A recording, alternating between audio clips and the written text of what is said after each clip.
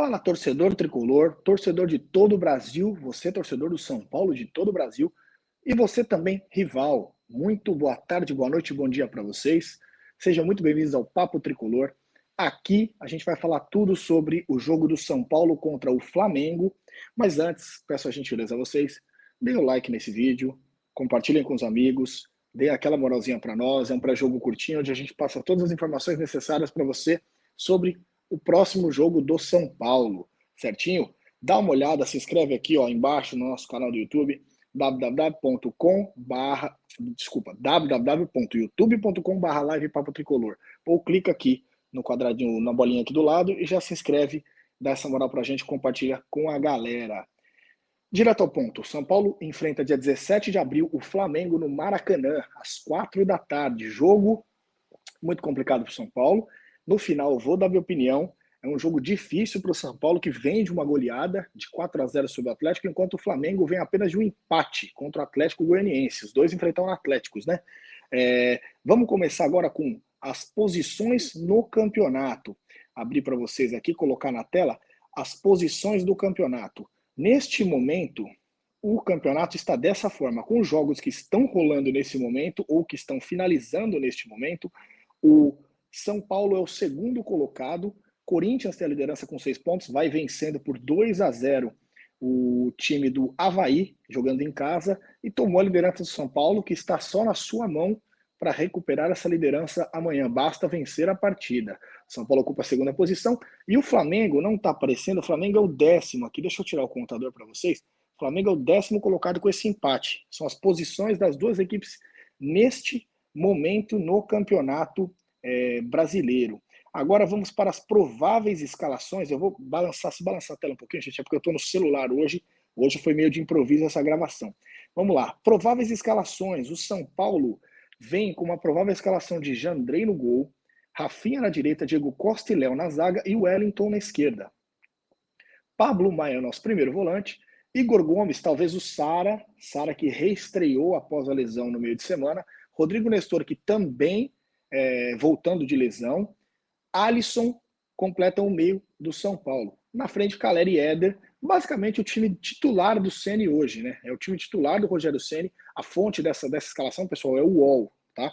Foi retirada do UOL. Não é uma escalação nossa. É uma escalação que a gente tira de sites confiáveis, tá? O UOL, no caso, deu essa escalação. A gente sabe que o Rogério sempre, às vezes, aparece com uma novidade e acaba pegando todo mundo de surpresa.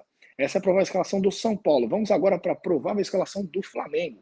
O Flamengo vem com Hugo no gol, William Arão, Davi Luiz, Léo Pereira e Rodinei, fazendo o quarteto da zaga, Thiago Maia, João Gomes ou Andréas Pereira.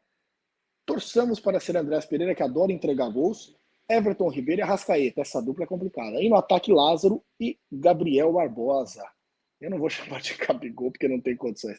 A fonte, pessoal, é Mundo Rubro-Negro. Eu peguei realmente uma fonte que é uma mídia do Flamengo, porque eu acho que eles podem ter mais assertividade do que repórteres, até porque as mídias alternativas do Flamengo elas são bem influentes no Rio de Janeiro. Lá eles conseguem praticamente entrar no clube quando às vezes repórter não consegue, né? O repórter oficial do clube. Então são as prováveis escalações para o jogo deste domingo, 17 de abril, São Paulo e Flamengo no Maracanã.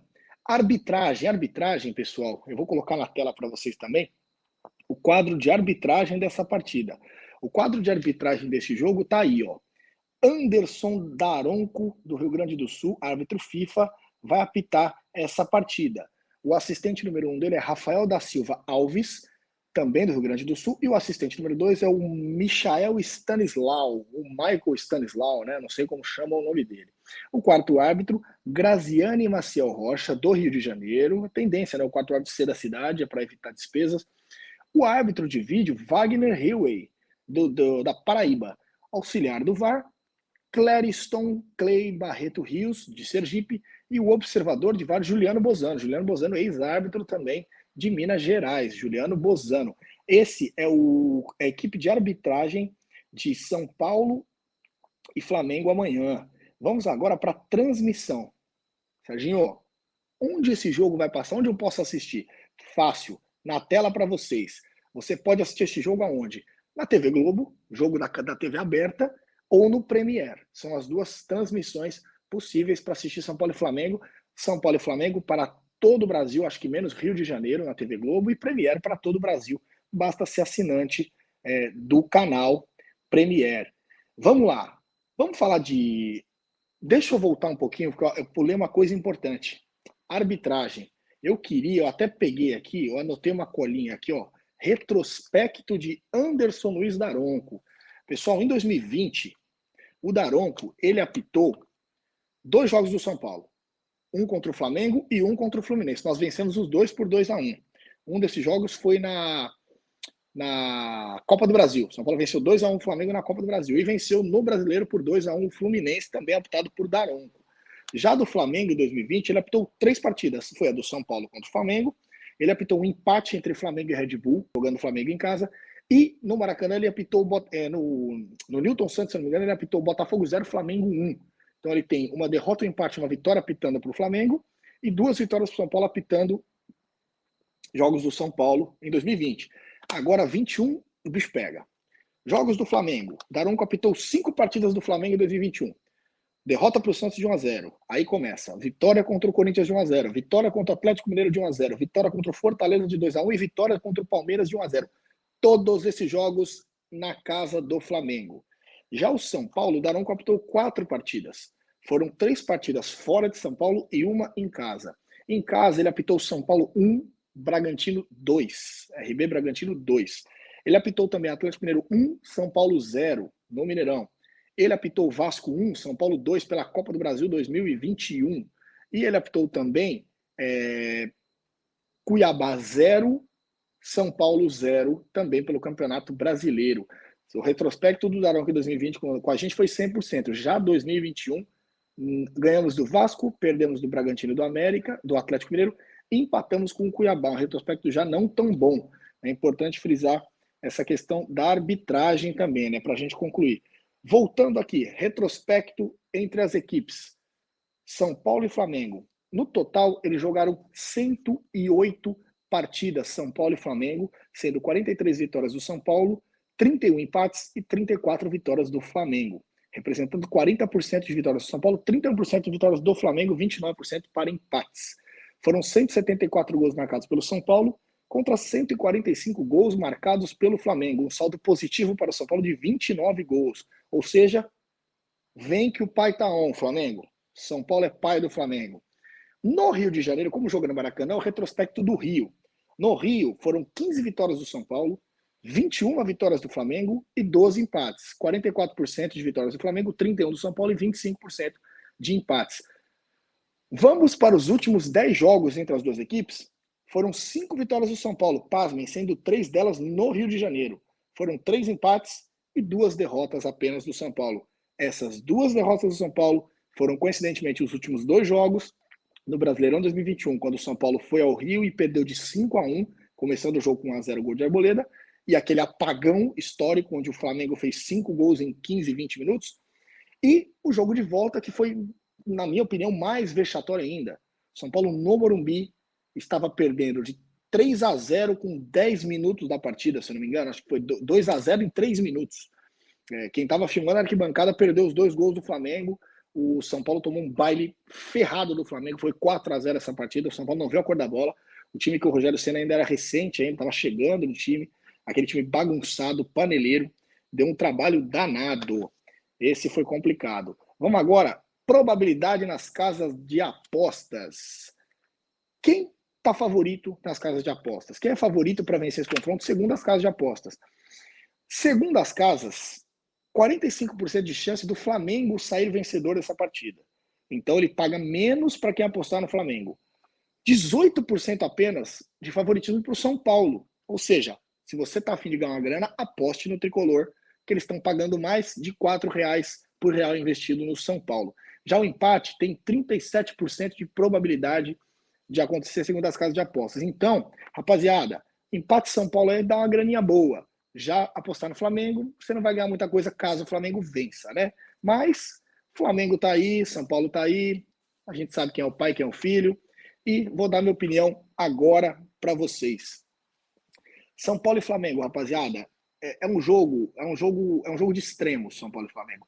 O São Paulo nos últimos 10 jogos eu mostrei, teve 5 vitórias, 3 empates. E os últimos 2 jogos foram 2 derrotas. Então, assim, se a gente esquecer essas 2 derrotas, nos 8 jogos o São Paulo estava invencível. Na verdade, tem mais, tá? No 11º jogo, se contar, também foi vitória do São Paulo. É que eu quis pegar só os últimos 10.